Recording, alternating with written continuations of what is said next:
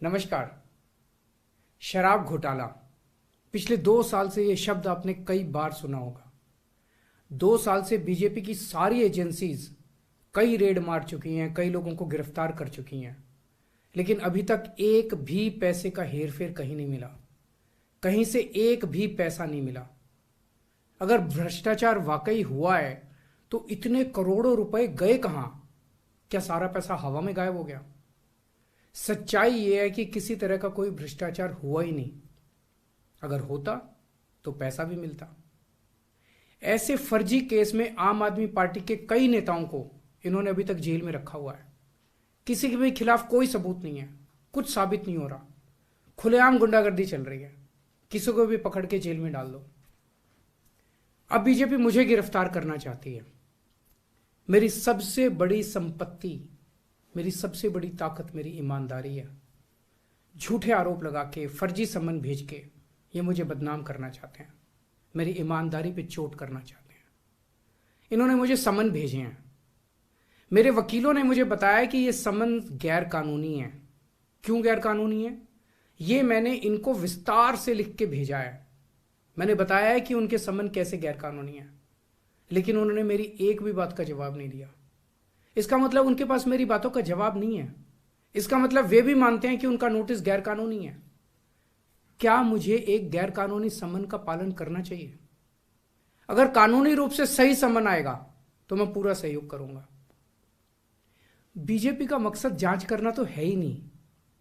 इनका मकसद तो लोकसभा चुनाव में मुझे प्रचार करने से रोकना है। ठीक लोकसभा चुनाव के पहले इन्होंने मुझे सम्मन भेजा है। क्यों? इस जांच को चलते 2 साल हो गए। अभी ठीक लोकसभा चुनाव के पहले मुझे क्यों बुलाया जा रहा है? पहले क्यों नहीं बुलाया? सीबीआई ने मेरे को 8 महीने पहले बुलाया था। मैं सीबीआई में गया था, उनके सारे जवाब भी दिए थे। लेकिन अब ये लोग ठीक लोकसभा चुनाव के 2 महीने पहले मुझे बुला रहे हैं। तो बीजेपी का मकसद कोई पूछताछ करना थोड़ी है। इनका मकसद है पूछताछ के बहाने केजरीवाल को बुला लो और उसे गिरफ्तार कर लो, ताकि मैं लोकसभा चुनाव में प्रचार ना कर पाऊं। आज बीजेपी भ्रष्टाचारियों को नहीं पकड़ रही, बल्कि खुलेआम ईडी और सीबीआई का इस्तेमाल करके दूसरी पार्टियों के नेताओं को तोड़ के बीजेपी में शामिल करवाने का काम किया जा रहा है। एक नहीं, दो नहीं, कितने उदाहरण हैं जहां किसी पार्टी के नेता के खिलाफ ईडी सीबीआई के मामले चल रहे थे या उन पे गंभीर आरोप लगे हुए थे। जैसे ही वो नेता बीजेपी में शामिल हुए, उनके सारे पुराने मामले बंद कर दिए गए या ठंडे बस्ते में डाल दिए गए। तो जो इनकी पार्टी ज्वाइन कर लेता है उसके सारे मामले रफा दफा कर दिए जाते हैं। जो इनकी पार्टी में नहीं जाता वो जेल जाता है। आज मनीष सिसोदिया, संजय सिंह और विजय नायर इसलिए जेल में नहीं है कि उन्होंने भ्रष्टाचार किया है। वो इसलिए जेल में है क्योंकि उन्होंने बीजेपी में शामिल होने से इंकार कर दिया है। आज हम बीजेपी का मुकाबला क्यों कर पा रहे हैं? क्योंकि हमने कोई भ्रष्टाचार नहीं किया। अगर हमने जरा सा भी गलत काम किया होता तो दूसरे भ्रष्टाचारी नेताओं की तरह आज भी हम बीजेपी में शामिल हो चुके तो होते आज तक।